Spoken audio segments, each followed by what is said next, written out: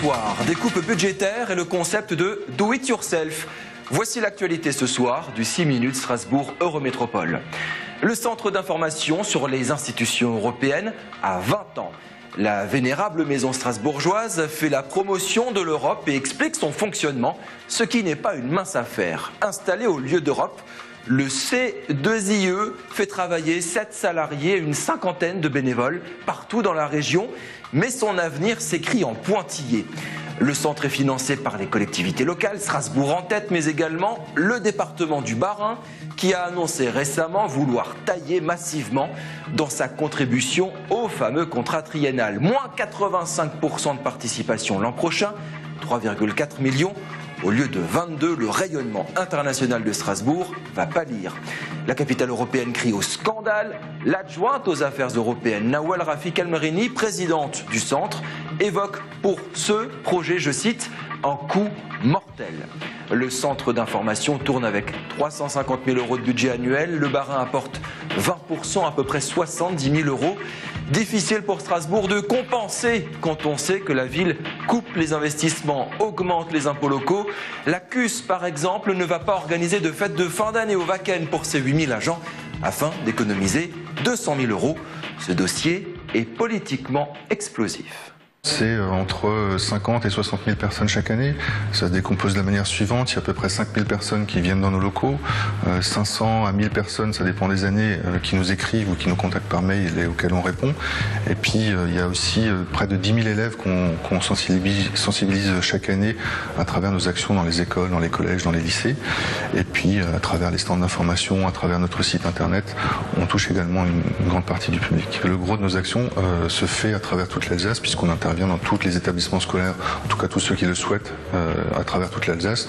On était par exemple la semaine dernière à Haguenau, on était à Mutzig, donc on va vraiment sur tout le territoire. Pour nous, l'Europe est partout et on essaye justement d'aller à travers toute l'Alsace, puisqu'on a une mission d'information qui est vraiment sur le territoire alsacien. Donc ça ne se contente pas uniquement à Strasbourg.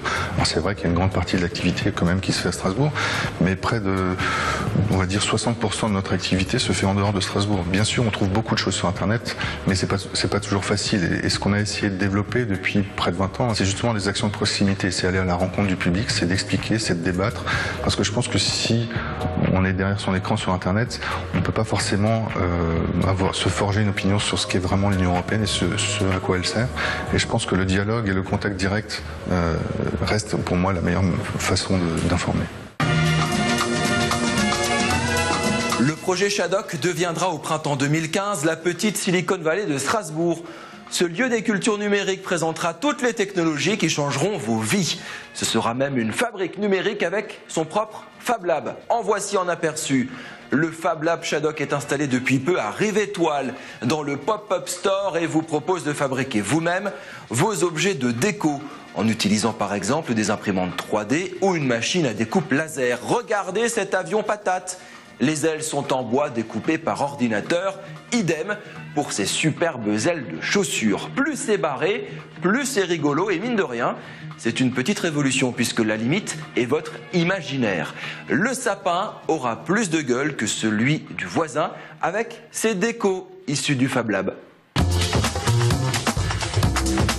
Notre plus grande mission, c'est de mettre à disposition des machines-outils issues du monde du prototypage numérique industriel et d'accompagner les utilisateurs, donc nos adhérents, à l'usage de ces machines. Mais après, vous trouverez des ateliers, des formations ou micro-formations pour aider à la fabrication des fichiers 3D et 2D, des workshops découvertes, des ateliers pour les enfants et plein de choses encore.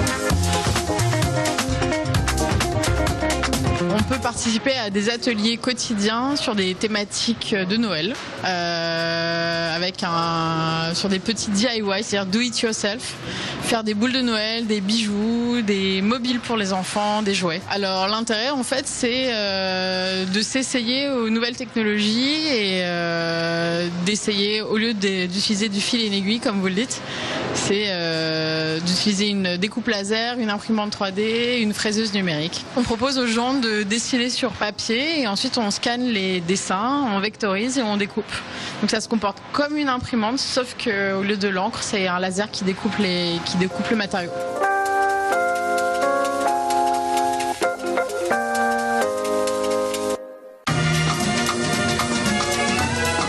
6 Eurométro pour commenter l'actualité sur Twitter. Merci de votre fidélité. Salut.